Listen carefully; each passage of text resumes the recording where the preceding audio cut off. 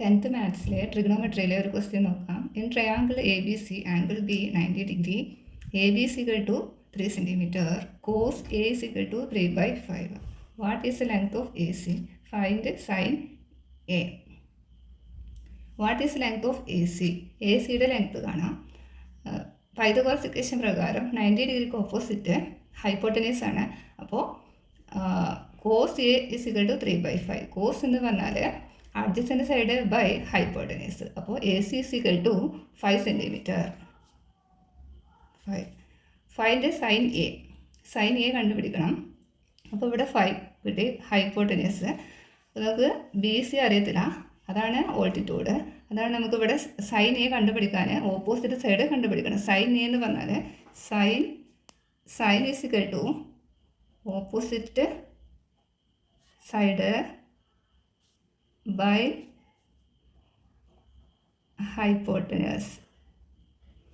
Hypotenuse ഇവിടെ ഉണ്ട്, opposite side ഇല്ല, ബേസ് ഉണ്ട്. അപ്പോൾ നമുക്ക് ബേസ് ഉണ്ട്, ഹൈപ്പോട്ടനസ് ഉണ്ട്, ഇവിടെ ഓൾട്ടിറ്റ്യൂഡ് ഇല്ല. അപ്പോൾ നമുക്ക് പൈതഗോറസ് ഇക്വേഷൻ എടുക്കാം. Hypotenuse square is equal to base square plus altitude square ആണ്. നമുക്ക് വേണ്ടത് ഓൾട്ടിറ്റ്യൂഡാണ്. അപ്പോൾ ഓൾട്ടിറ്റ്യൂഡ് സ്ക്വയർ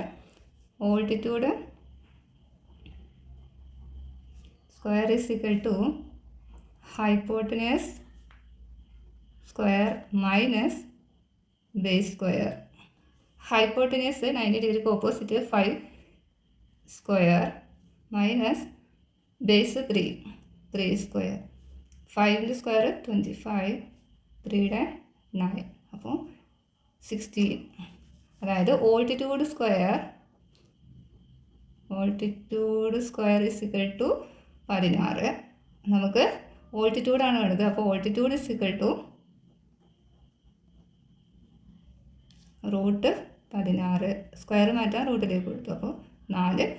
നമുക്കിവിടെ 4 എന്ന് കിട്ടി. നമുക്ക് കണ്ടുപിടിക്കേണ്ടത് sine A. Sine A is equal to എന്താണ്? Opposite side by hypotenuse. Sine എയുടെ ഓപ്പോസിറ്റ് സൈഡ് 4, ഹൈപ്പോട്ടനസ് 90 ഡിഗ്രിക്ക് ഓപ്പോസിറ്റ്, അപ്പോൾ 5. സൈൻ എയുടെ വാല്യൂ 4/5.